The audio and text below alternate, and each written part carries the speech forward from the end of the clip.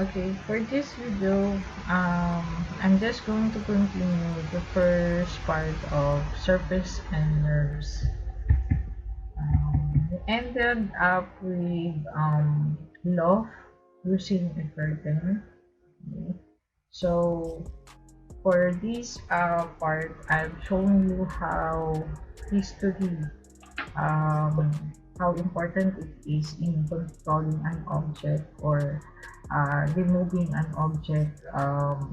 History will kill also the or remove the animation to your object. So we've discussed um, surface slope and extrude. So let me try revolve. Okay. In revolve, we just need one surface or one curves. Okay. So let's say I'm going to create a pawn, chess piece pawn. Okay. So create curve figure. It's obvious that my favorite curve is EP curve, but it doesn't mean that you have to make it as your favorite tool also. So for the curve, since I'm going to revolve, it's important that you snap the first curve to the middle of the grid, okay, so that it will meet at the exact middle point or center of the world. So click on the snap point. Snap to feed, not to point. Yeah, this is I thought I've lost the snap to feed is this one. So click on the grid in between. Okay. The second point doesn't have to be snap on the curve, otherwise it will limit me to where I have to draw my points. So I was thinking of modeling wine glass, but I promised to model a point. Just this one. So I will have to model just half. So imagine that your 2D drawing a chess piece, but this time you only have to do it just the half of the shape. So since I'm almost done with my shape, let me snap to it again at the end, because I want the end to be to end at the very center of the world. If you think your curve um, doesn't look good and you want to edit, you can still edit it by control vertex and then move. Make sure to turn off the snap to curve tool. Okay.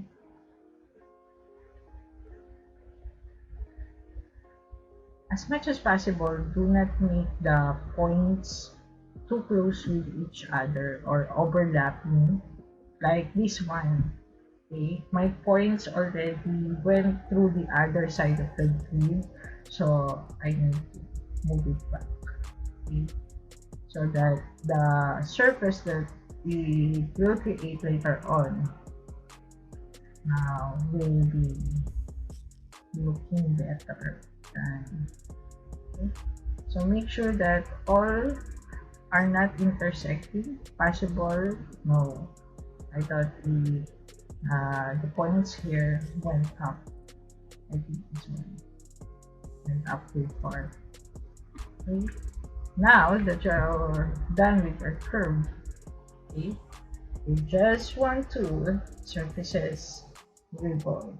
You have now your pawn. So imagine if you're doing this in polygon, you have to maybe start it from sphere and then increase the number of surfaces, and then you select the edge loop and then scale it up Okay, so imagine how many steps are you going to do just to create the pawn. Here, you just have to do it by creating the shape, half of the shape, and then making it revolve 360. So I'm going to reverse this or reverse. This is now how it looks like. Okay. If ever I change my mind and I want to edit the curve still, control vertex, I have the history recorded still. Okay. So it means it will change automatically my curve.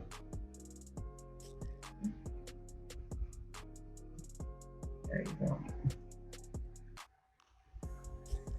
Okay. So um what else? Planar. It just creates another.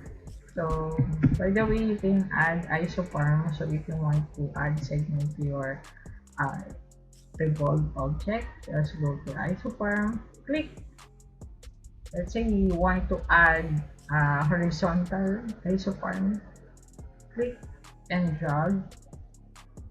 Once you click and drag, whichever place in your object the yellow lines stop, uh, that is where your insert isoform will be placed. Okay. Take note that we have to insert isoform because if we don't have enough isoform, we don't have enough how to edit. Okay. So you can scale it down, scale it up. You can also delete the curve. It automatically deletes the history. Okay. Um, for the planar, I think I'm not going to show you how to use the planar because it doesn't have that much function. But maybe later on we will be able to find something to make it use the purpose. Okay. Now, before I reach another 30 minutes of lecturing for this video, let me show you how to convert this NURBS surface to a polygonal object. Okay, to do that, you have to go to Edit, Convert. Where's my Convert? Modify. Convert. There you go. Okay. So under convert tool, you can convert NURBS to polygon, NURBS to subdiv. Subdivision is another modeling type in 3D, in Maya. It's a combination of the smoothness of NURBS, but the tools that you're going to use to edit your subdivision surface is a polygonal tools. So imagine having a smooth object like NURBS, but you're editing like polygons. Okay. But there are limits on subdivision. That's why they remove it from the software. So, but you can still convert it into sub and so on. Okay. So if you have displacement map, you can convert it into polygon. Like if you printed a displacement on another software, when you do it or export it in Maya, you can convert it into an actual object. But take note that displacement converted into polygon can be heavy. Okay? Too much number of information. So you can also make print effects into a surface or a polygon and so on. So for this, we're going to convert NURBS object to a polygon. So let me go to my dialog box. So the dialog box, I have an option to whether make it attach multiple output meshes. We don't want a multiple faces, and then we're going to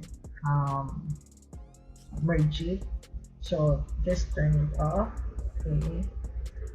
Match render tessellation we can, but let's see first what will happen with just the default apply. Okay. Now if I move this is how it looks like now. Do you think we're okay with this? I think we're okay with this. Okay. The reason for that is the reason why I'm okay with this is because the distribution of segments are equal or almost equal, which is good topology. And then the flow of my segments are perfectly smooth or good flow. So that's the second sign of good topology.